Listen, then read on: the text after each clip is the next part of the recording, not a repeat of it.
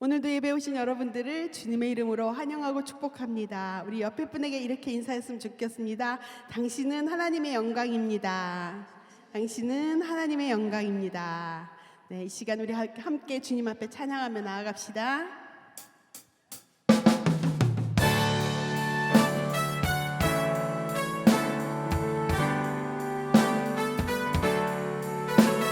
믿음의 주여, 우리를 온전케 하시는 예수님을 바라보며 우리 함께 전심을 다해서 찬양하며 나아갑시다.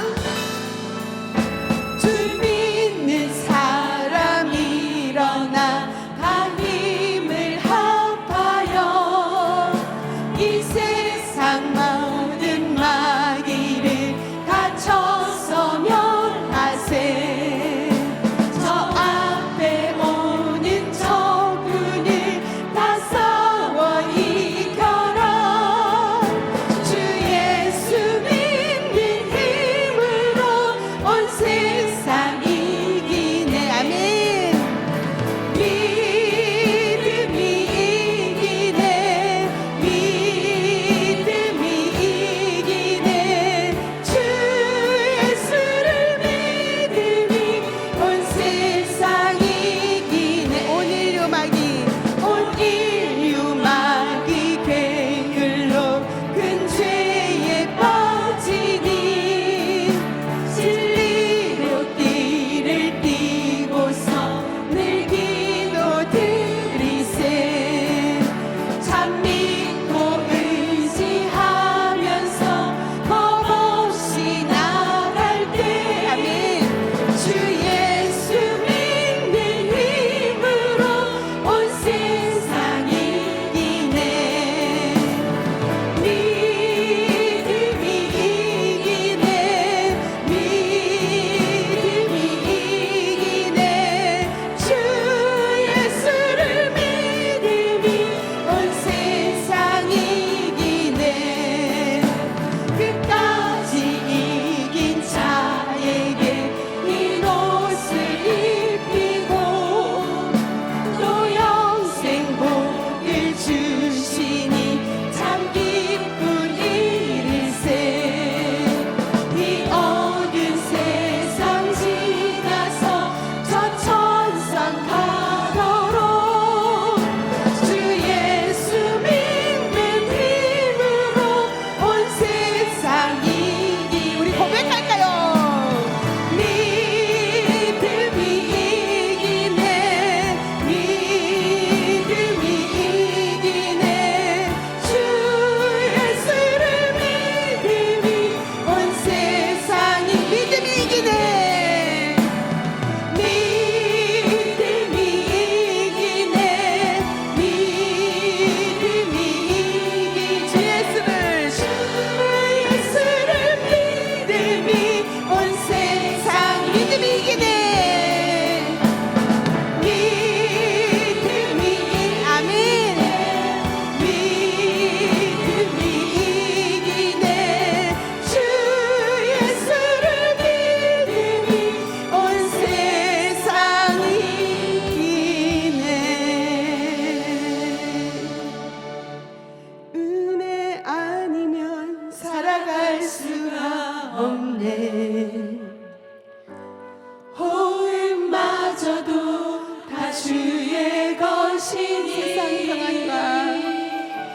세상 평안과 위로 내게 없어도 예수 오직 예수뿐이네.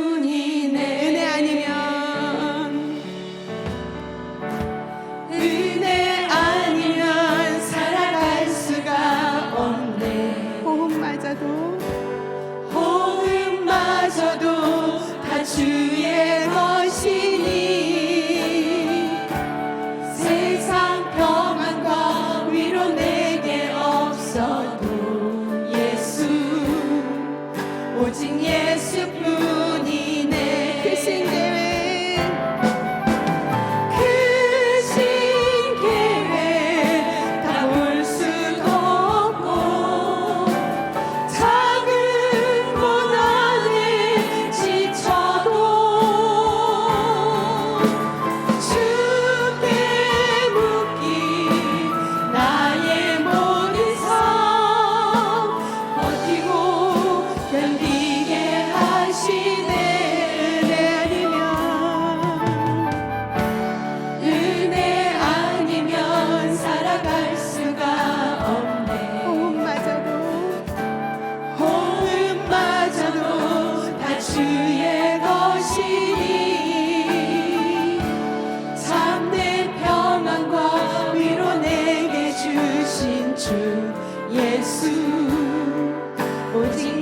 예수뿐이 크신 계획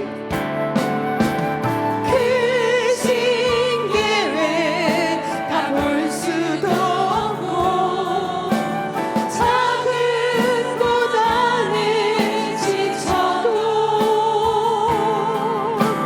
주께 묶인 나의 모든 삶 버티고 견디게 하시네. 은혜 아니면 살아갈 수가 없네. 보음마저도 다 주의 것이니 참된 평안과 위로 내게 주신 주 예수 오직 예수뿐이네. 참된 평안과 위로 내게 주신 주 예수 오직 예수뿐이네. 아멘.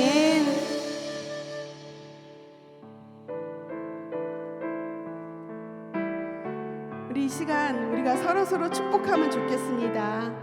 우리가 서로 축복하며 위로하는 귀한 시간 되기를 간절히 소망합니다. 때로는 너의 앞에 어려움과 아픔 있지만 담대하게 주를 바라보는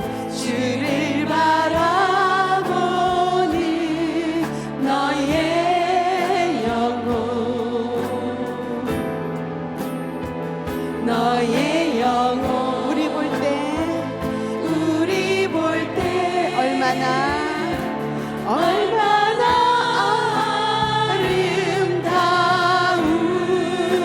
아름다운 너의 영혼 통해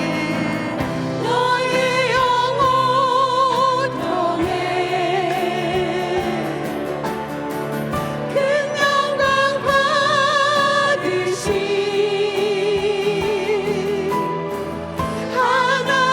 하나님을 찬양. 오 할렐루야. 너는 택한 족속이 왕같은 제사장입니다.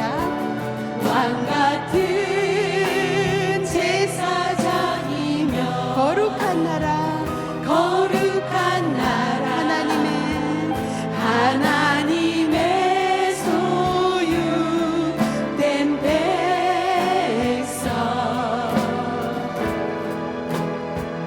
너의 영혼 주님 볼 때 얼마나 사랑스러운지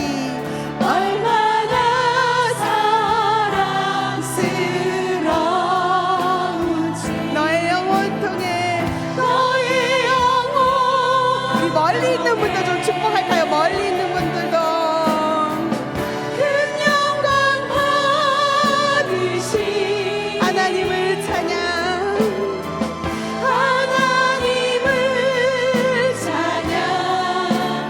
오 할렐루야.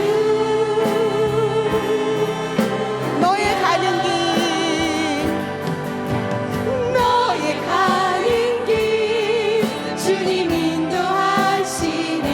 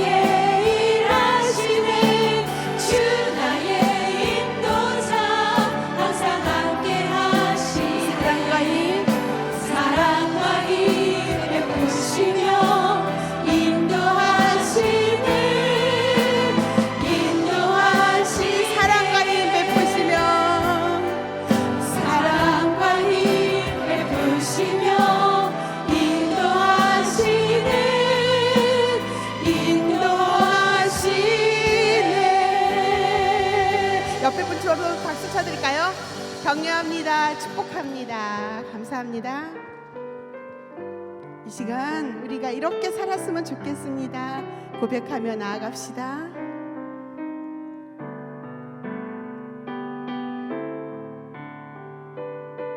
낮은 해처럼 낮은 해처럼 밤엔 달처럼 그렇게 살 수 없을까. 욕심도 없이 얻은 세상 비추어 온전히 남을 위해 살듯이 나의 일생에 꿈이 있다면 나의 일생에 꿈이 있다면 이 땅에 빛과 소금 내어 가난한 영혼 가난한 영혼 지친 영혼을 지친 영혼 주님께 주님께 인도하고 그때 나의 욕심이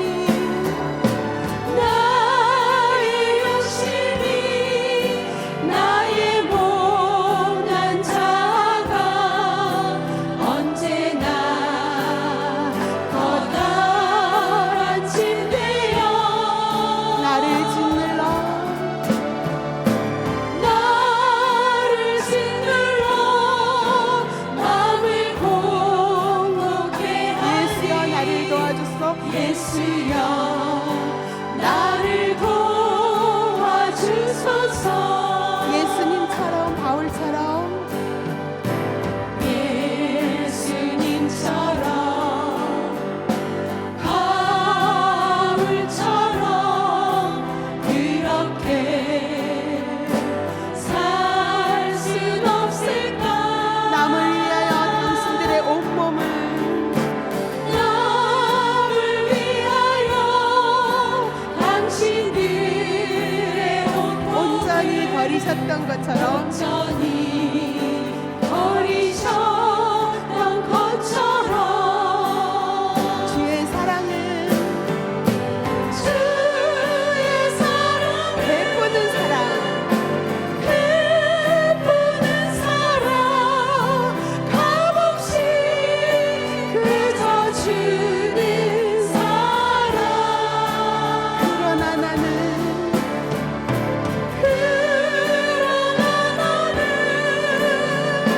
주는 것보다 받는 것 더욱 좋아하니 나의 입술은 나의 입술은 주님 닮은 듯하나 내 맘은 아직도 추하여 하늘 사랑만 예수하고 있으니 주여 나를 도와주소서. 받을 사랑만 하늘 사랑만 예수하고 있으니 주님여 나를 도와주소서. 주님여 나를 도와주소서. 예수여 나를 도와주소서. 예수여 나를 도와주소서. 주님 그렇습니다. 주님이 인도하시는 그 길을 믿음을 가지고 끝까지 승리하며 나아가기를 원합니다. 하나님 우리의 길을 인도하여 주시옵소서. 하나님 우리가 예수님처럼 바울처럼 그렇게 살 수 없지만 하루하루를 믿음 가지고 승리해가며 전성을 향해 달려가는 우리가 모두 되게 인도하여 주시옵소서. 이 시간 함께 기도하며 나아갑시다. 하나님 오직 감사합니다. 하나님 우리가 예수님처럼 바울처럼 하나님 그렇게 살 수 없지만 하나님 주님 앞에 한 걸음 한 걸음 다가가는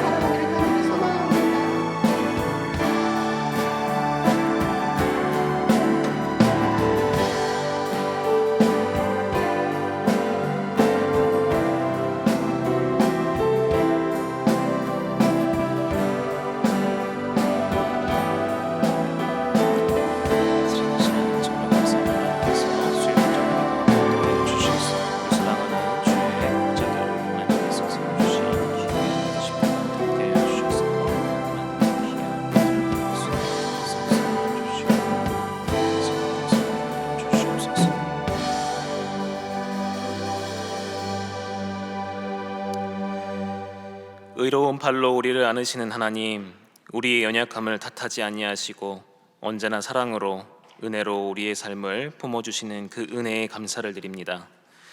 2024년의 목장 모임도 이제 얼마 남지 않았습니다. 주께서 맡기신 영혼들을 돌보는 사명을 우리가 얼마나 충성되게 감당하였는지 돌이켜봅니다. 주님의 마음을 얼마나 기쁘게 해드리고 시원케 해드렸는지 떠올려 봅니다.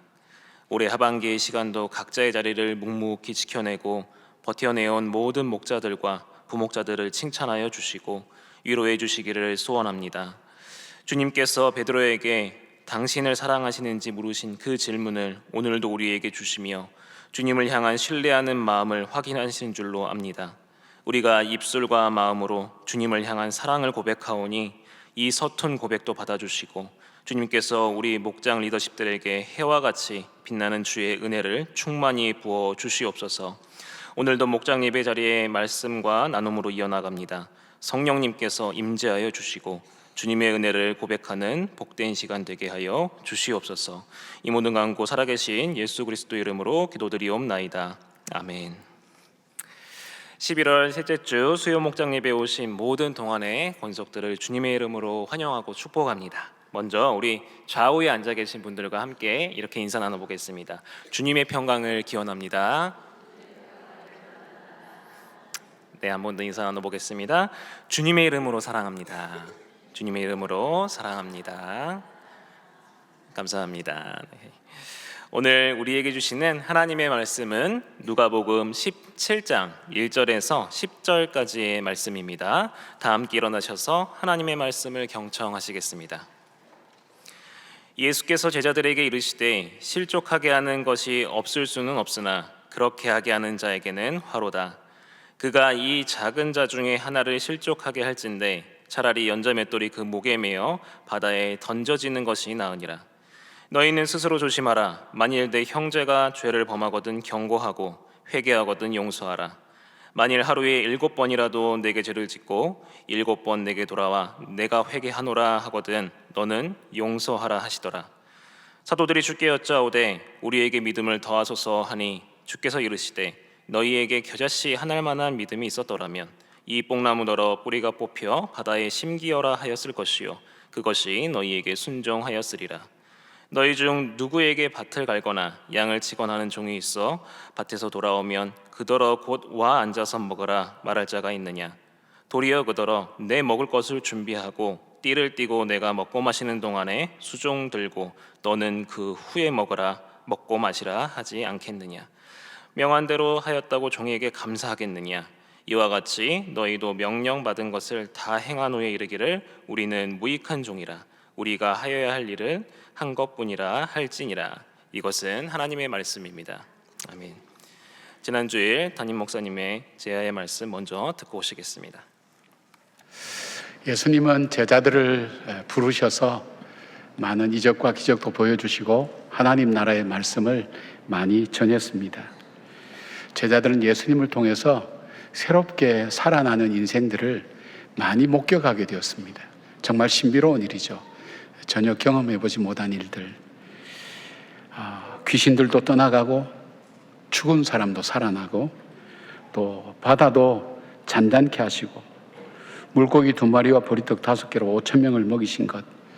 정말 상상 속에서 나오는 일들이 현실이 되어서 자기들 눈앞에 전개될 때에 경이로움과 부러움과 그리고 감격으로 그들은 찼습니다. 그러던 중에 그들 속에 그런 마음이 들어갑니다. 예수님께서 이렇게 하실 수 있는 이유가 어디 있을까? 그를 찾을 때에 그들이 찾았던 한 가지가 있다면 바로 예수님의 기도에 있다는 것을 그들은 발견해냈습니다. 매일 습관처럼 새벽 이런 시간에 홀로 나가서 기도하시는 예수님, 중요한 일을 앞두고 기도하시는 그 예수님, 그 예수님은 바리새인과 서기관의 위협과 협박 앞에서도 뒤로 물러서지 않고 담대하게 서서 지혜롭게 그 문제를 풀어가는 그 능력이 바로 이 기도에 있었다는 것. 그래서 제자들이 예수님께 간청을 합니다. 예수님, 예수님의 기도를 우리에게 가르쳐 주세요. 우리가 하는 기도도 있지만 예수님이 하는 기도야말로 정말 능력 있는 기도인 걸 저희들이 압니다. 예수님의 기도를 가르쳐 주세요. 그래서 누가복음 11장에 주님께서 가르친 주기도문이 그렇게 해서 나오게 되었습니다. 그리고 또 하나의 그들의 간구가 있었습니다. 간청이 있었습니다. 그것이 오늘 본문에 나오는 바로 5절에 믿음을 더하여 달라는 기도를 그들이 간구합니다. 주님께 요청합니다. 큰 믿음이 있다면 예수님처럼 능력도 행할 수 있고, 그리고 예수님이 말씀하시는 모든 것을 할 수 있다고 그렇게 그들이 생각하기 때문에 그 제자들이 한 마음이 되어서 우리에게 믿음을 더하여 달라고, 큰 믿음 달라고 그렇게 간구하는 것입니다. 주님은 이 제자들의 요청 앞에 세 가지 이야기를 하시죠. 이 형제를 하루에 7번이라도 용서하라는 것, 그리고 이 겨자씨 같은 믿음에 대한 비유, 겨자씨와 뽕나무에 대한 그런 믿음의 비유, 그리고 믿음을 가진 사람은 어떻게 살아야 될 것인가, 어떤 삶의 자세로 살 것인가 하는 것을 말씀하시면서 이 제자들의 요청에 예수님이 대답하고 있는 것을 봅니다.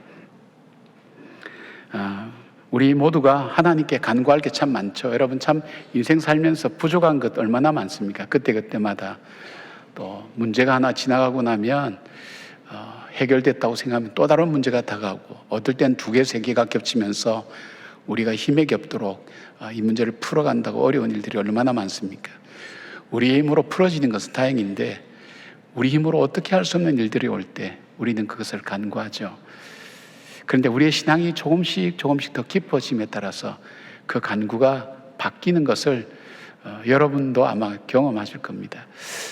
뭐냐면 이 간구가 내가 필요한 것을 구하는 것이 아니라 정말 나에게 필요한 것이 믿음이라는 것을 깨닫기 시작합니다. 이 믿음 속에 능력이 있고, 거룩하게 살 능력도 있고, 믿음 속에 이 세상과 싸워서 이길 수 있는 그 견고한 믿음이 바로 이 믿음 속에서 나오고, 그리고 정말 예수님이 말씀하시는 대로 지켜 살 수 있는 것, 거룩한 인생으로 살아갈 수 있고 의미 있고 실패하지 않는 인생으로 살아가는 그 비결이 바로 이 믿음에 있다는 것을 알기 때문에 믿음을 구하게 됩니다. 믿음을 구하는 성도들, 그분들이 성숙해가는 과정들을 많이 경험하게 됩니다. 오늘 주님께서 우리에게 말씀하시는 믿음, 그 믿음은 어떤 믿음일까요? 우리가 함께 생각해 보면서 저와 여러분에게도 이 믿음을 가지고 살아가는 그런 삶이 지속되기를 주님의 이름으로 축복합니다. 첫 번째는 격려하는 믿음입니다. 1절 말씀 보니까 이런 말씀이 있습니다. 예수께서 제자들에게 이르시되 실족하게 하는 것이 없을 수는 없으나 그렇게 하는 자에게는 화로다, 그렇게 말씀합니다. 우리 인생은 살면서 상처를 주기도 하고 상처를 받기도 하면서 살아갑니다. 그런데 그 가운데서 실족하게 되는 일이 있다는 겁니다. 그 실족이라는 이 단어가 헬라어로는 스칸달론이라는 그런 단어를 쓰는데, 이 의미는, 원래 의미는 새나 짐승을 잡기 위해서 놓은 덫이나 함정 같은 것을 의미합니다. 쉽게 말하면 우리가 주고받는 상처 속에서 덫이나 함정 속에 빠져서 헤어나오지 못하고 고통 속에서 어려움을 겪는 그런 많은 일들을 우리는 보게 되죠. 살다 보면 정말 다양한 일을 만나게 됩니다. 좋은 일도 만나지만 원치 않는 덫이나 올무 같은 일들을 우리 인생 속에 피할 수가 없습니다. 그래서 어렵게 되는 경우를 종종 보는데, 바로 이런 것을 염두에 두신 주님은 2가지 교훈을 말씀합니다. 첫 번째는 다른 사람을 실족해 하지 말라는 말씀입니다. 이 말씀은 아무리 작은 자라도 실족하지 말게 하라는 말씀인데, 여기 작은 자는 미크론 투톤이라는 단어를 썼는데, 이건 문자 그대로 어린아이를 가르치는 것도 있지만 의미적으로는 자신이 만나는 모든 이웃을 말할 수가 있습니다. 우리에게 어떻게 이웃을 덫이나 함정에 빠지게 만들 수 있을까요? 우리가 가까운 예를 들어서 찾아보면 우리가 나도 모르게 하는 말이나 행동, 이런 것들이 사람들로 하여금 낙심케 하고 또 좌절하게 하는 그런 일들을 우리는 많이 하게 됩니다. 근데 자기가 잘 몰라요. 어떤 경우는 알고도 하는 경우가 있지만은 자기도 잘 모르게 어떨 때는 선한 목적으로 했는데도 불구하고 상대방이 그렇게 받아들이지 않아서 그것이 저치되거나 함정이 되어서 시험 중에 빠지게 되고 어려움을 겪는 경우를 보게 됩니다. 또 그래서 결국은 믿음의 길에서 떠나게 됩니다. 우리의 삶이라는 것은 믿음으로 구성이 되어 있잖아요. 여러분 의자에 앉아 있는 것도 믿음이 필요해요. 의자 앉습니다. 이 의자가 무너지지 않고 나를 받쳐줄 것이라고 그렇게 생각하기 때문에 여러분이 덜썩 주저앉지, 만약 거기에 의심 들기 시작하면 지금 여러분 앉아 있어도 거의 엉덩이 들고 있을 거예요. 그 믿음이 뒷받침되어 있어요. 근데 그 믿음이 깨어지는 거예요. 믿음이 깨어지면서 자신도 못 믿게 되고 다른 사람도 못 믿게 되고 결국은 하나님을 떠나는 일들, 바로 그것을 실족하게 하는 일입니다. 하나님을 떠나게 하는 일들. 좀 적극적으로 이렇게 상대방을 드시는 함정에 빠지는 일이 있다면 술로, 세속적인 죄인, 그런 어떤 술로, 그 다음에 도박으로, 음란으로, 부정으로 불의를 행하게 부추기는 일을 하는 일들을 우리는 말할 수 있습니다. 말과 행동으로 부추기고 사회 구조를 죄짓기 좋게 만들어서 변화시킴으로써 믿음에서 떠나게 만든 일입니다. 우리가 포괄적 차별금지법을 우리가 반대하는 이유 중에 하나는 이것은 사람들로 하여금 죄 가운데 빠질 수밖에 없도록 사회 구조를 만드는 거예요. 그리고 이것이 잘못되었다 얘기하는 것도 못하게 만드니까 이거는 우리가 그렇게 할 수 없다. 그렇게 해서 우리가 철저하게 반대하는 겁니다. 우리 가정을 또 파괴하는 그런 일들이 되기 때문에 반대하는 이유가 그겁니다. 오해하는 분들이 많은데 여러분, 이런 구조를 잘못 만들어서, 법을 잘못 만들어서 우리로 하여금 죄악에 빠지게 하는 일들, 그런 일들을 하나님의 말씀은 하지 말라고 우리에게 말씀합니다. 또 다른 말씀은 하나님께서 다른 사람을 실족케 하지 말라는 그 말씀을 하시는 그 하나님은 3절에 보면 스스로 조심하라고 그렇게 말씀합니다. 나 자신도 바로 상처나 유혹의 덫에 걸리지 않도록 스스로 조심하라는 것입니다. 조심하라는 헬라어 프로세코라는 이 단어는 무엇에 대해서 몰두하다, 그런 뜻입니다. 쉽게 말하면 자기 자신을 살펴보라는 것입니다. 이것이 내 안에 머물러서 내 것이 되면 어려운 거예요. 남들은 아무 의미 없이 한 말인데 그 말이 상처가 되어서 내 안에 머물러서 나로 하여금 낙심하게 만들고 결국은 그것으로 인해서 실망하게 되고 믿음의 길에서 떠나는 거예요. 내가 이렇게 살면 뭐하나, 이렇게 산다고 된다는 법도 없는데, 이런 생각들이 내 삶을 이렇게 찾아오고 내 마음속에 자리 잡게 되면 하늘의 의욕도 없고 무기력해지고 어려워지고 하는 일마다 전부 다 큰 산이 나에게 덮쳐오는 것 같은 그런 마음을 갖게 되면서 결국은 믿음의 길에서 실족하게 됩니다. 시편 42편 5절에 보니까 시편 기자가 자기 스스로에게 이렇게 말합니다. 내 영혼아, 내가 어찌하여 낙심하며 어찌하여 내 속에서 불안해하는가? 너는 하나님께 소망을 두라. 그가 나타나 도우심으로 말미암아 내가 여전히 찬송하리로다. 시편 기자는 무슨 일 때문에 정말 그렇게 낙심하고 절망하고 불안해하는지는 나오진 않습니다. 그러나 어떤 문제든 간에 이 사람으로 하여금 불안에 떨고 두려움에 떨고 꼼짝을 하지 못할 정도로 그런 어려움 속에서 자기가 자기 자신에게 얘기하는 거예요. 내 영혼아, 네가 어찌하여 내 속에서 불안해하며 낭망하느냐? 너는 소망을 환경에도 두지 말고 사람에게도 두지 말고 하나님께 두라. 그 하나님이 너를 도우실 거라고 자기 스스로에게 권면하는 거예요. 그 덫에 빠지지 않는 거예요. 함정에 빠지지 않는 거예요. 여러분 자신에게도 그런 얘기를 합니까? 여러분 가끔 이 상담해 보면 셀프 토킹이라는 게 있어요. 자기가 자신에게 하는 말이 참 중요해요. 그래서 자기 자신에게 말씀으로 자기를 격려하고 권면하는 사람, 다른 사람에게도 그렇지만 자기 자신에게도 그런 사람, 그 사람이 복된 인생을 사는 사람입니다. 오늘 저녁에 간증 오신 우리 박지현 집사님 소개 영상을 보지 않았습니까? 지난주에. 그는 성공 뒤에 오는 공허감 때문에 지쳐가고 있었어요. 그가 1등에서 상을 받았지만 이 트로피를 집어 던지고 싶은 그런 마음, 삶의 의미를 찾지 못하고 있을 때에 그에게 열병이 와서 고열로 입원할 수밖에 없었어요.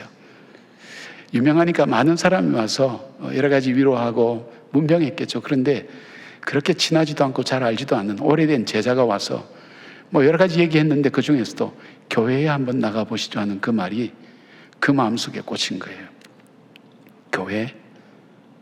교회 나가보라고? 그게 자기를 떠나지 않는 거예요. 그래서 자기가 교회에 나가겠다고 아내에게 얘기하면서 나가게 된 거예요. 이게 사실은 잠자는 영혼을 깨운 거예요. 중학교 3학년 이후로 신앙생활을 하지 않았다는 거예요.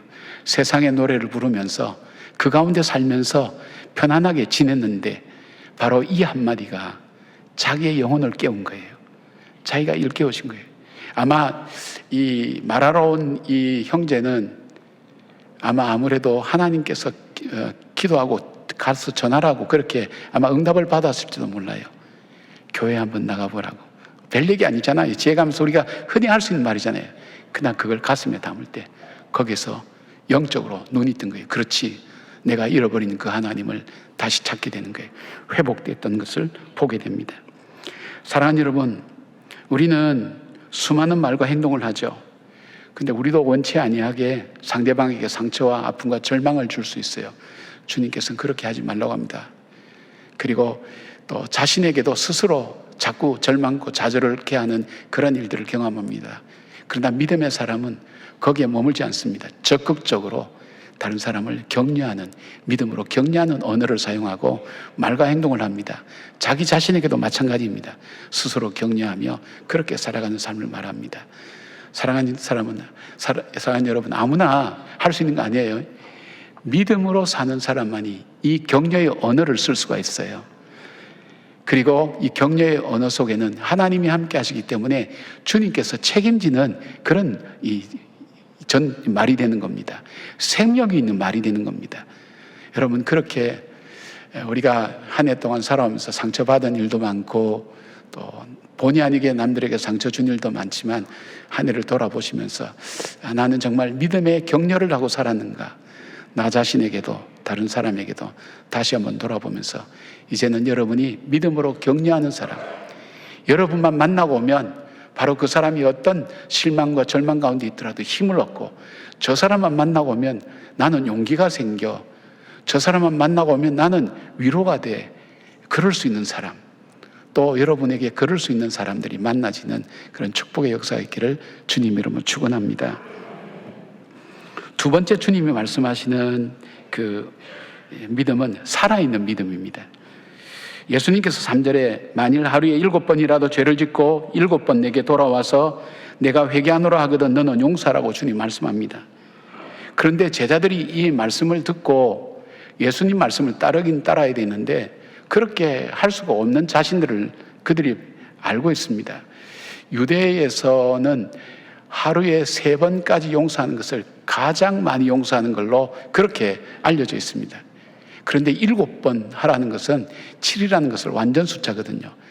그러니까 숫자를 세지 말고 그 사람이 언제든지 와서 너에게 잘못했다 할 때 용서라는 거예요. 여러분, 용서라는 게 정말 쉬운 거 아니거든요. 우리가 인격적으로 성숙하지 않으면 용서할 수가 없습니다. 그런데 이 제자들이 그 말씀을 듣고 걱정이 되는 거예요. 주님 말씀을 듣긴 들어야 되겠는데 그 말씀을 들을 만한 자기들한테 믿음이 없다는 것을, 자기들 믿음이 너무 작다는 것을 자기들이 깨닫는 거예요. 그래서 주님 앞에 간구합니다. 주님, 저희들은 그 말씀대로 살 자신이 없습니다. 그래서 우리에게 믿음을 더 해달라고 그렇게 요청합니다. 그때 예수님이 6절에 이렇게 말씀하시죠. 주께서 이르시되 너에게 겨자씨 한 알만 난 믿음이 있었더라면 이 뽕나무대로 뿌리가 뽑혀 바다에 심기로 하였을 것이요 그것이 너에게 순종하였으리라 라고 그렇게 말씀합니다. 이 말씀에 두 가지 예가 나오죠. 하나는 겨자씨에 대한 것이고 하나는 뽕나무에 대한 것입니다. 왜 믿음을 겨자씨에 비유했을까요? 겨자씨는 시중에서도 아주 작은, 가장 작은 씨앗이라고도 얘기합니다만은 잘 보이지 않습니다. 그러나 겨자씨는 비록 작을지라도 그 안에 생명이 있습니다. 땅에 심어서 일정한 조건과 상황이 맞으면 이것이 싹이 나서 큰 나무를 이루는데 이 보잘것없는 작은 씨앗이 2m 내지 5m에 이르는 큰 나무가 된다는 것입니다. 생명력이 있다는 것입니다. 그래서 믿음의 문제를 바로 겨자씨에 비유한 것은 믿음은 그 크기에 달려있지 않다는 것입니다. 이 믿음이 살아있는 믿음이냐 죽은 믿음이냐에 달려있다는 것입니다. 예수님은 제자들의 믿음이 작다는 것 알고 계셨어요. 그러나 놀랄만한 역사는 큰 믿음에서 나오는 것이 아니라 바로 작은 믿음이라 할지라도 살아있는 믿음에서 이 놀라운 역사가 나온다는 것을 말씀하고 있는 겁니다. 그리고 뽕나무에 대해서 말씀하십니다. 뽕나무는 두 가지 종류가 있는데 여기서 쓰여진 슈카미노라는 이 나무는 이 흑뽕나무를 이야기합니다. 이 뽕나무 중에서도 가장 번식력이 강하고 뿌리가 깊고 넓게 내려서 웬만한 폭풍이 와도 뽑혀지지 않는 나무가 바로 이 나무입니다. 그런데 무슨 의미입니까? 비록 겨자씨처럼 작은 믿음이 있다 할지라도 살아있는 그 믿음이라면 이 뽕나무로 하여금 뽑혀서 산도 아니고 땅도 아니고 바다에 심기로 해도 그대로 된다는 겁니다. 주님께서 그 말씀을 하시는 겁니다. 정말 안 믿어지는 그런 말씀이죠. 알렉산더 대왕이 페르시아의 다리우스 왕과 큰 전쟁을 벌이게 되었습니다. 기선을 제압하기 위해서 페르시아의 다리우스 대왕이 알렉산더 대왕에게 큰 이 참깨가 가득 들어있는 한 부대를 선물로 보냈습니다. 이 선물의 의미는 참깨의 숫자만큼 우리 수가 헤아릴 수 없이 많다는 것.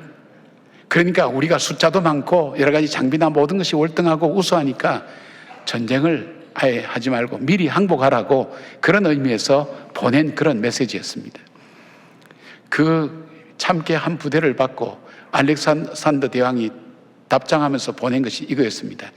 작은 겨자씨 한 알이었습니다. 이 겨자씨에 담기는 의미를 이분은 알고 있었죠. 우리는 그렇게 많지 않다 할지라도 우리는 하나하나에 작지만 생명력이 있다고.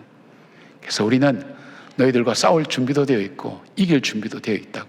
생명이 있는 바로 그런 씨앗이라고 보냈어요. 결국 알렉산더 대왕이 승리했습니다. 사랑하는 여러분, 예수님은 제자들에게 바로 이 겨자씨 같은 생명력 있는 살아있는 믿음이 있느냐고 질문하십니다. 야고보서 2장 26절 보니까 영혼 없는 몸이 죽은 것 같이 행함이 없는 믿음은 죽은 것이라고 그렇게 말씀하고 있죠. 살아있는 믿음이 뭘까요? 살아있는 믿음은 순종하는 믿음이요 행동하는 믿음인 것입니다. 내가 믿는 것, 그것을 그대로 실천하는 겁니다. 우리가 믿음 있죠. 근데 그 믿음이 어디 안에서 작동합니까? 내가 상식적으로, 경험적으로, 이성적으로 이해할 수 있을 때에는 이 말씀대로 순종하고 따라가는 것이 그렇게 우리 속에 갈등이 일어나지 않습니다. 좀 신앙생활 한다면. 그런데 내 상식을 벗어나고 내가 봤던 경험을 벗어나고 내 한계를 벗어날 때는 예수님의 말씀 앞에 우리가 순종하기가 참 어렵습니다. 못 받아들입니다. 안 받아들여져요. 안 돼요. 그러니까 우리가 죽은 믿음이 되는 거예요. 살아있지 못하는 거예요. 우리의 믿음이 죽어 있는 거예요. 풍랑이 몰아칠 때 제자들이 죽겠다고 야단을 칠 때 예수님이 하신 말씀 뭡니까? 너희 믿음이 어디에 있느냐? 그렇게 물어보셨어요. 여러분이 힘들고 어려운 일 앞에 낙심하고 절망하고 덫에 걸려 있으면 주님께서 물어요. 너희 믿음이 어디에 있느냐? 우리의 믿음의 크고 작은 것을 말씀하지 않아요. 작지만 바로 이 살아있는 믿음, 이 믿음이 역사를 일으키고 기적과 이적을 낳는다는 것을 말씀하고 있습니다. 순종하는 믿음, 행동하는 믿음, 그런 믿음, 살아있는 믿음을 갖는 저와 여러분 되기를 바랍니다. 세 번째로 어떤 믿음을 말씀하고 있는가 하면 은혜를 기억하는 믿음입니다. 우리의 믿음이 능력이 나타나기 위해서는 말씀에 순종해야 되고 행동해야 된다고 말씀드렸습니다. 그러나 이것이 더 큰 역사가 일어나고 지속적으로 역사하기 위해서는 은혜를 기억하는 믿음으로 살아가야 됩니다. 믿음을 가진 사람의 삶은 어떤 자세를 가지고 살아야 되는가 하는 것을 여기서 말씀하고 있습니다. 주님이 오늘 종의 비유를 통해서 우리가 은혜를 기억하는 믿음이 어떤 것인지를 말씀하죠. 오늘날에는 우리가 잘 이해하지 못합니다. 특히 우리나라 상황이나 인권을 강조하는 상황에서는 잘 이렇게 이해가 안 되는 일이지만 옛날에 우리나라에도 이 종회제도가 있었죠. 노예제도가 있었죠. 예수님 당시에도 이 노예제도가 있었어요. 사람들이 노예가 되는 것은 부모님이 노예로 있는 사람들은 태어나면서부터 노예로 살아가게 됩니다. 또 전쟁에서 포로로 잡히면 노예가 되기도 하고 또 빚을 많이 지면 그 빚을 갚기 위해서 자신의 몸을 팔아서 빚을 갚는, 그래서 노예가 여러 이유를 통해서 하여튼 노예가 있었어요. 그런데 이 노예는 주인의 재산입니다. 물건과 같이 취급을 받았어요. 가격으로 매겨졌어요. 정말 아픈 제도죠. 그들에게서 사회적 지위는 아무것도 없었어요. 자기 소유가 없습니다. 지위도 없습니다. 자기 권리도 없습니다. 자기 목적도 없습니다. 왜냐하면 주인의 명령이 자기 목적이고 목표이기 때문입니다. 자기 주관도 없습니다. 오직 주인의 명령이 자기의 생각이요 행동입니다. 한마디로 주인에 의해서 결정되고 주인의 명령을 따라야 하고 주인을 위해 존재하는 그런 사람입니다. 따라서 아무런 대가나 보상이 없습니다. 오늘 주님이 하신 말씀이 그런 내용입니다. 종이 밭이나 양을 치고 돌아와서 누가 칭찬해 주거나 수고했다고 말한 사람이 없다는 겁니다. 몸은 지치고 힘들고 배는 고픈데 주인은 오히려 자기 먹을 것을 준비해주고 수종 들고 난 후에 먹고 마시라고 말합니다. 그리고 수고했다고 감사하지도 않습니다. 그리고 종이 할 수 있는 말이 있다면 주인의 명령을 다한 후에 우리는 무익한 종이라 우리가 해야 할 일을 한 것뿐이라고 말하는 것밖에 없다는 것입니다. 우리는 주의 종이라고 부르죠. 스스로도 종이라고도 얘기합니다. 이것은 우리가 주님의 명령에 순종하고 나는 무익한 종이라고 말해야 된다는 것을 말씀하고 있습니다. 아무런 보상이나 권리를 주장하지 말라는 것입니다. 이것이 어떻게 가능할까요? 주님의 은혜를 기억하는 사람에게는 바로 이 말이 가능합니다. 고린도전서 15장 10절 바울은 이렇게 합니다.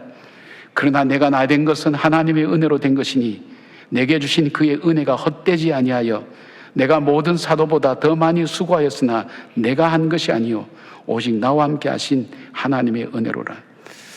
기독교가 본격적으로 전래되는 데서 중요한 역할을 했던 사람이 누군가 하면 바울입니다. 신약성경 27권 중에 13권을 바울이 지은 서신입니다. 그러니까 기독교의 역사를 만든 위대한 사람이죠. 굉장히 중요한 사람이죠. 그런데 자기가 한 것은 아무것도 없다고 얘기합니다. 그리고 나의 나된 것은 하나님의 은혜라고 얘기합니다. 다른 사도들보다 수고도 많이 했지만 그러나 내가 한 것이 아니라 바로 내 속에 들어와 계신 하나님이 하셨고 하나님 뜻에 순종했다고 그렇게 고백할 수 있는 겁니다. 왜요? 그는 하나님의 은혜를 아는 사람이었기 때문입니다. 그의 그 모든 성경 안에 그의 그 편지 서신들을 보면 반드시 그리스도 안에 그리스도를 통해서 엔 크리스토스 그렇게 얘기합니다. 그리스도 안에 그리고 은혜를 강조합니다. 하나님의 은혜를 강조합니다. 그 은혜가 자기 속에 늘 흘러 넘치는 겁니다. 그러니까 그렇게 고백하는 거예요. 내가 한 것이 아니다. 하나님이 하신 것이다. 우리는 원래 죄의 종입니다. 사단의 노예였습니다.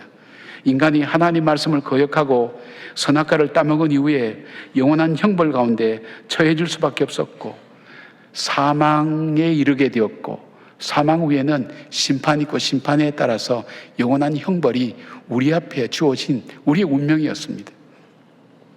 인간은 사유하고 철학이나 여러 가지 사실을 통해서 이런 일들을 알았습니다. 자신들의 운명을 알았습니다. 우리는 죽을 수밖에 없는 존재라는 것, 그 죽음이 끝이 아니라 그 외에는 심판이 있고 영원한 형벌 가운데 갈 바로 그런 존재라는 걸 알기 때문에 우리에게 불안이나 두려움이 거기서부터 왔다고 학자들 얘기합니다. 불안이나 두려움, 우리가 죽을 수밖에 없는 존재라는 것, 바로 우리가 그 가운데서 사단의 노예가 되어서 죄를 짓고 사단이 시킨 대로 할 수밖에 없는 그런 노예고, 그렇게 살다가 영원한 형벌 가운데 처할 수밖에 없는 것이 저와 여러분의 운명이었다는 것입니다. 그렇게 갈 수밖에 없었습니다. 그런데 하나님께서 예수 그리스도를 이 땅에 보내셔서 죄의 노예인 우리를 위해서 십자가에서 죄의 대가를 다 지불하셨습니다. 테텔레스타이 십자가에서 그렇게 외쳤을 때는 다 갚았다, 다 이루었다, 죄값을 다 치렀다는 거예요. 우리가 감당해야 될 그 죄의 저주를 예수님께서 십자가에서 보배로운 피를 흘려서 그 죄의 저주를 다 탕감해 주었다는 거예요. 갚았다는 거예요. 그러니까 우리에게는 뭐예요? 죄로 말미암아 멸망당한 사람은 없습니다. 죄를 하나님께서, 우리 주님께서 다 해결해 주셨기 때문입니다. 그런데 인류의 죄를 사해 주셨지만, 그러나 그 하나님이 나를 구원해 주셨고 그 십자가에서 내 죄를 다 탕감해 주시고 사해 주셨다는 사실을 믿고 그 예수님을 나의 구세주와 주님으로 믿는 사람에게는 하나님께서 영생을 선물로 주셨고 영원한 소망을 우리에게 주셨던 것입니다. 그 사실이 복음입니다. 우리가 하나님의 그 크신 은혜를 기억할 때 다 갚을 수가 없다는 것을 압니다. 그래서 우리는 주님의 것으로 살아갑니다. 주님께서 내 안에 들어와서 나의 삶을 살게 하시는 것, 내 주권을 주님께 온전히 올려드리는 거예요. 내 주인이란 뜻이에요. 종의 타락은 뭡니까? 종의 타락은 자기 주인의 은혜를 잊어버리고 자기 권리를 주장할 때 종의 타락이 시작되는 것입니다. 자기의 유익, 자기의 공로, 자기의 그리고 보상을 요구할 때 문제가 생기죠. 종은 주인의 명령에 따라 온전히 순종합니다. 다 행한 후에는 자기 권리나 자기 생각, 자기 주장을 내세울 수 없습니다. 왜냐하면 모든 것을 다 드려도 그 큰 은혜를 갚을 수 없기 때문입니다. 큰 은혜를 기억하는 종은 주님의 말씀을 따라 살면서 그 명령을 다 행한 후에 나는 무익한 종입니다. 그리고 하나님의 은혜입니다 라고 고백할 수밖에 없습니다. 하나님은 자기를 유익한 종이라고 생각하는 예굽의 왕자 모세를 사용하지 않고 자기를 무익한 존재라고 생각하는 광야에 버려진 그 모세를 주님은 사용하셨습니다. 또한 우리가 수고하고도 나는 무익한 종입니다, 하나님의 은혜입니다라고 고백해야 되는 이유는 우리의 상급은 이 땅이 아니라 하늘나라에 있기 때문입니다. 이 땅에서는 믿음으로 살기 위해서 자신과 세상과 사단과 싸워야 합니다. 이 땅에서는 주님께서 맡겨주신 일을 최선을 다해 열심히 하는 것밖에는 없기 때문입니다. 언젠가는 일을 하고 싶어도 못할 때가 옵니다. 특히 인생의 황금기를 나 자신이 아닌 주님을 위해서 쓸 때 부름받은 자의 가장 값진 삶을 살 수 있습니다. 왜 그렇습니까? 주님의 말씀대로 믿음의 삶을 살 때에, 살아있는 믿음이 될 때에 우리는 큰 믿음으로 성장하기 때문입니다. 믿음의 사람은 거룩한 삶을 살 수 있습니다. 믿음의 사람은 죄와 싸워 이길 수 있는 능력을 공급받습니다. 믿음의 사람은 절망해서 주저앉지 않습니다. 다시 일어섭니다. 믿음의 사람은 성숙한 인격을 향해 날마다 성장하게 됩니다. 따라서 믿음을 통해서 인생의 참된 의미를 깨닫고 삶의 바른 목표를 가지고 복 있는 사람의 삶을 살게 됩니다. 믿음으로 살아가는 사람, 그 사람은 믿음으로 주변을 격려합니다. 생명을 살립니다. 용서하고 품어줍니다. 가족에게도 부부에게도 교회에서도 서로에게 수고 많았다고 늘 격려하고 그리고 그들을 위로합니다. 삶에서 가장 가치 있는 것이 무엇인지를 발견하게 하는 것, 바로 믿음의 능력입니다. 믿음의 사람은 최선을 다하고 항상 마음속으로 잊지 않은 고백하는 말이 있습니다. 주님, 나는 무익한 종입니다. 하나님 은혜로 할 수 있었습니다. 나는 내가 해야 할 일을 했을 뿐입니다 라고 말입니다. 그리고 겸손하게 주님을 높이는 삶을 살아갑니다. 사랑하는 여러분, 우리는 모두 큰 믿음을 하나님께 구하시는 저와 여러분 되기를 바랍니다. 살아있는 믿음의 사람 되시기를 바랍니다. 그리고 그 믿음을 따라서 사람을 살리는 말, 살리는 행동, 사람의 영혼을 일깨우는, 그래서 하나님께서 귀하게 보시고 쓰시는 저와 여러분 되어서 잠시 잠깐 지나가는 우리 인생 속에 정말 복된 아름다운 열매를 많이 맺고 나로 인해서 내 삶이 바뀌어졌다고, 달라졌다고 얘기할 수 있는 사람이 여기저기에 많이 나올 수 있도록, 우리 자녀들이 엄마 아빠를 통해서 나는 내 삶이 정말 달라졌어 얘기하는 그런 자녀들이 많이 나올 수 있도록, 그런 이웃들이 많이 나올 수 있도록 복되게 살아가는 믿음의 사람 되기를 주님의 이름으로 축복합니다. 아멘. 기도하겠습니다. 세상은 수고한 대로 달라고 야단인데, 그래서 돈 때문에 죽기도 하고 살기도 하는데, 하나님 말씀은 우리 현실과는 정반대의 말씀을 하는 것 같아서 당황할 때도 참 많습니다. 그러나 주님의 은혜를 다시 돌아봅니다. 천하보다 귀한 것이 우리 생명이라 그랬는데, 그 생명뿐 아니라 영생을 주시고 천국의 소망을 주시니 그 큰 사랑에 우리가 비교할 수 있겠습니까? 그 은혜를 어떻게 형언할 수 있고 쓸 수 있겠습니까? 바다를 먹물로 삼고 하늘을 두루마리 살아도 하나님의 그 크신 사랑을 다 노래할 수가 없습니다. 우리의 삶에 함께 하시는 그 주님의 사랑을 우리가 다 하나님 헤아릴 수가 없습니다.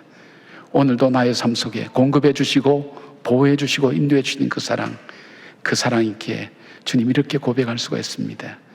주님, 나는 아무것도 아닙니다. 하나님 앞에 무익한 종입니다. 해야 될 일을 했을 뿐입니다. 주님 은혜로 살았습니다. 그 귀한 감사의 고백이, 귀한 종의 고백이 하나님 복 있는 자의 삶이 우리의 삶이 되게 하여 주시옵소서. 예수님의 이름으로 기도드리옵나이다. 아멘. 아멘.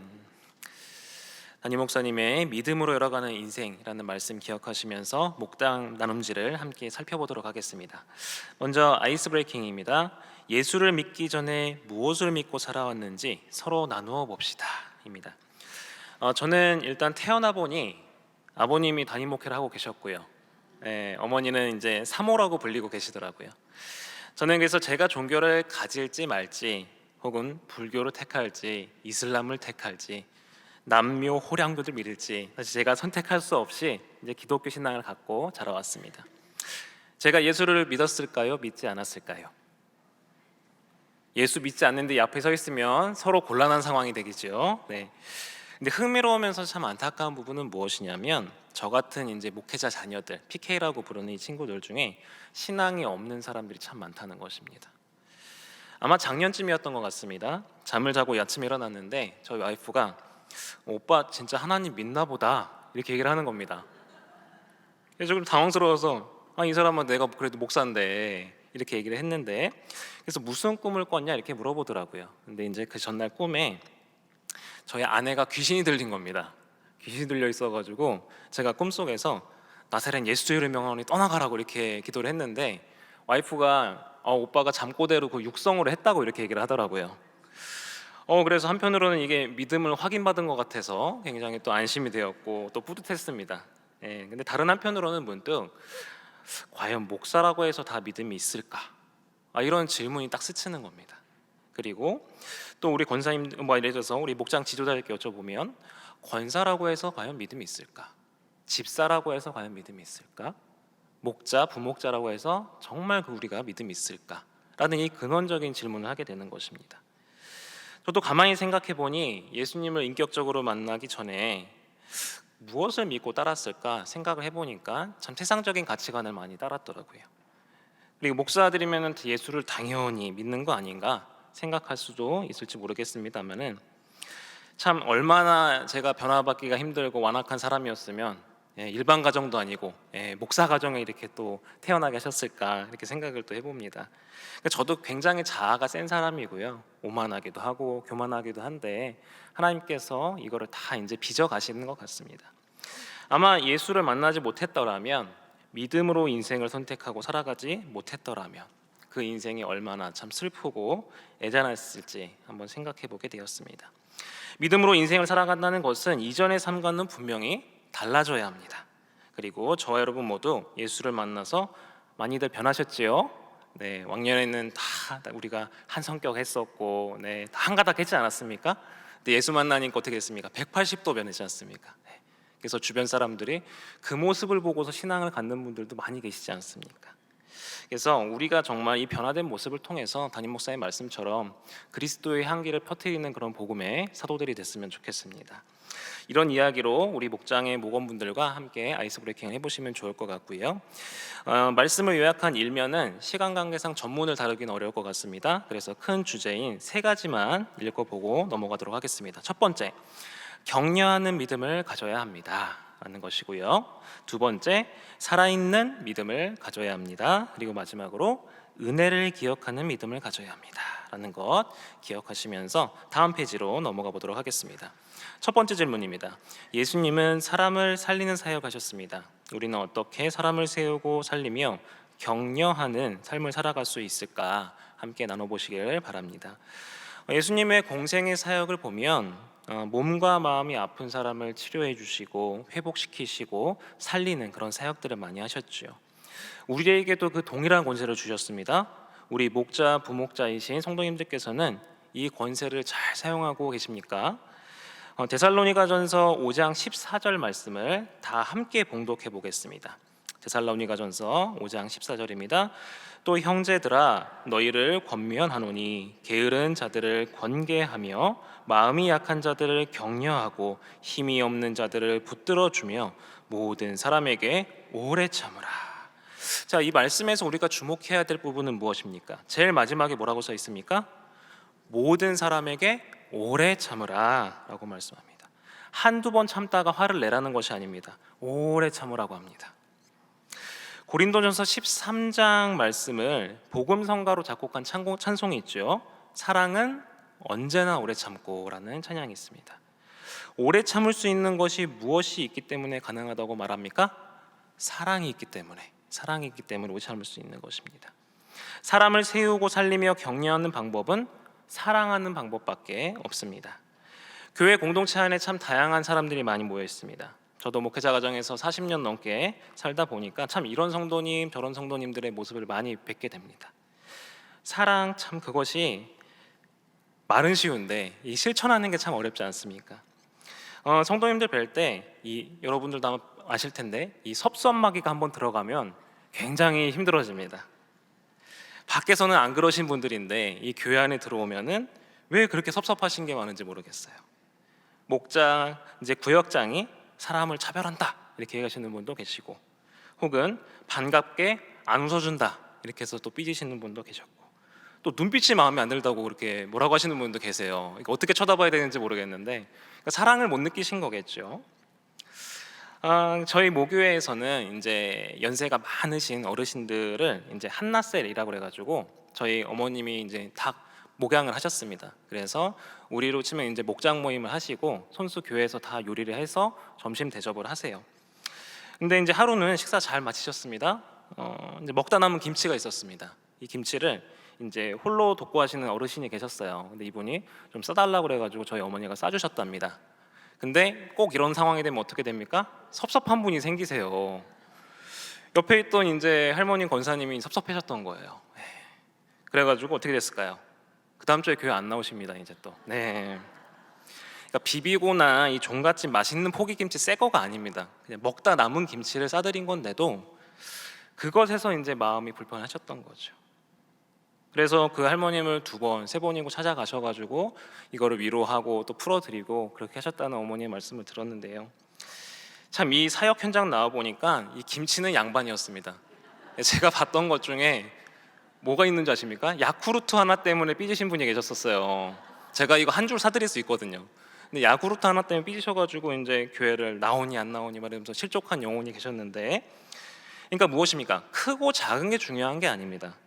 그렇죠. 이 상황이 옳고 그름이 중요한 게 아니에요. 그러니까 리더는 어떤 사람입니까? 사람의 마음을 헤아리는 사람인 겁니다. 우리 목자, 부목자님들은 어떤 분들입니까? 목원의 마음을 헤아리시는 분들인 겁니다. 우리 목자분들, 목장 가운데 섭섭마귀 기웃기웃 거리실 때 있으시죠? 사랑의 능력으로 물리치십시오. 예수 그리스도의 사랑의 능력으로 물리칠 수 있습니다. 자, 2번째 질문 가보겠습니다. 말씀에 순종하는 믿음이 살아있는 믿음이다 라고 말씀하시는데요, 하나님 말씀 앞에서 우리를 머뭇머뭇거리게 하는 것이 무엇인가 한번 나눠보면 좋겠습니다. 일면의 2번째 단락에 제가 예를 든 것이 생화, 살아있는 꽃과 조화, 가짜 꽃에 대해서 비교를 했습니다.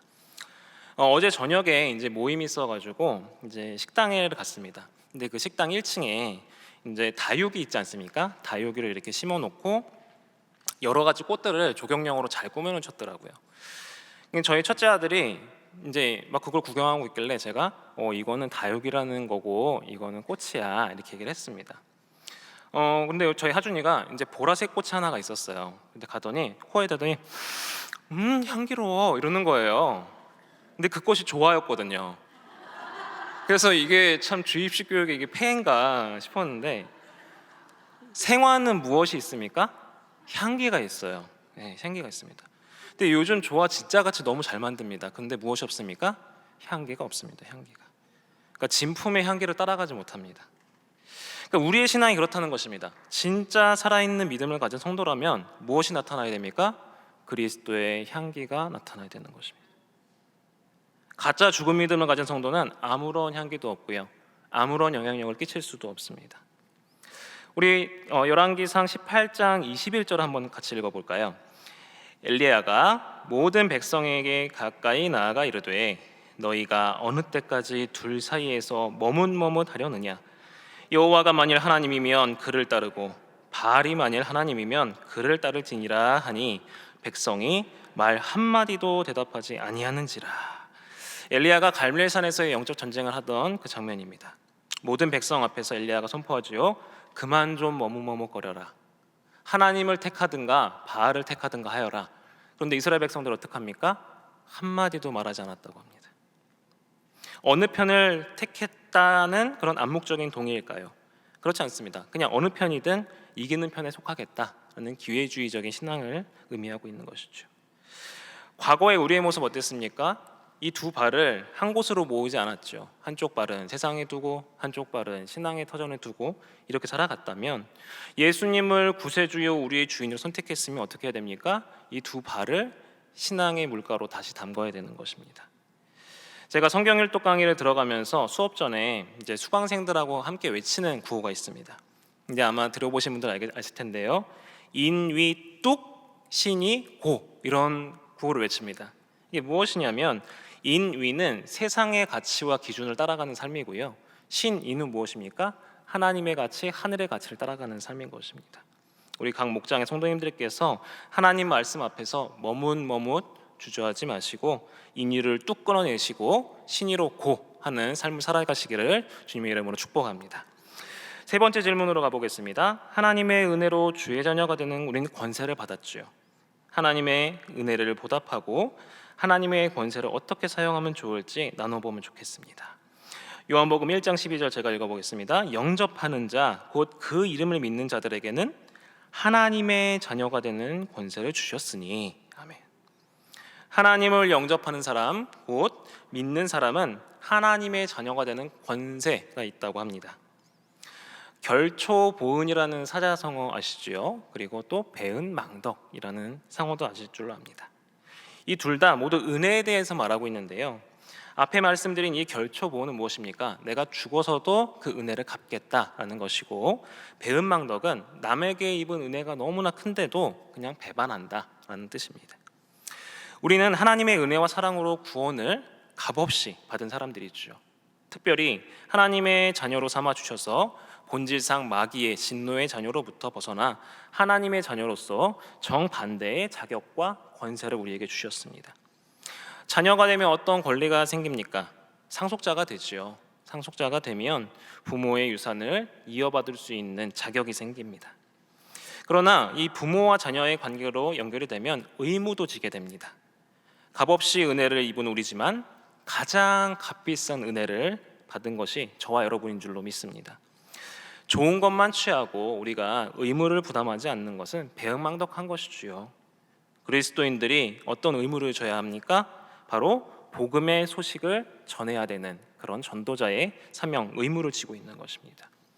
목장 모임이 존재하는 이유는 무엇입니까? 단순히 친교를 위함이 아니라 하나님의 말씀을 나누고 또 간증을 하면서 우리가 살아계신 그 하나님을 전하는 것이 궁극적인 목적인 것입니다. 지난주에 행복나눔 축제를 통해서 작정하신 우리 한영혼들 참 많이 오셨지요. 각 목장에서 행복모임팀 운영하시면서 VIP를 섬기시고 초청하시느라 참 수고 많으셨습니다. 바로 우리가 주님의 은혜에 보답하는 것이 바로 이 결초보은의 모습이 이 모습이지 않았을까 생각이 됩니다. 하나님께서 만나게 하시고 또 관계를 허락하신 이 주변 사람들을 잘 살피면서 우리가 하나님의 자녀들이 가진 그 권세를 누리고 쓰시기를 간절히 바랍니다. 중보기도의 권세가 여러분에게 있습니다. 헌신적인 섬김의 권세가 있습니다. 그리고 무조건적인 사랑을 할 수 있는 권세가 저 여러분에게 있습니다. 그래서 우리 각 마을의 목자, 부목자들께서 정말 이 권세를 가지고 각 마을을 성장시키시고 부흥시키시고 생명력이 있어서 역동하는 그런 마을 되시기를 주님의 이름으로 축복합니다. 네, 11월 이달의 말씀 함께 읽도록 하겠습니다. 요한복음 15장 12절입니다. 내 계명은 곧 내가 너희를 사랑한 것 같이 너희도 서로 사랑하라 하는 이것이니라. 아멘. 네, 광고 드리도록 하겠습니다. 새 가족이 하나 되는 모임 새아모가 11월 24일 오후 5시에 본관 1층에서 만찬을 시작하여서 오후 7시 대회비실에서 축하 예배로 진행이 될 예정입니다. 신임 재직 추천을 받습니다.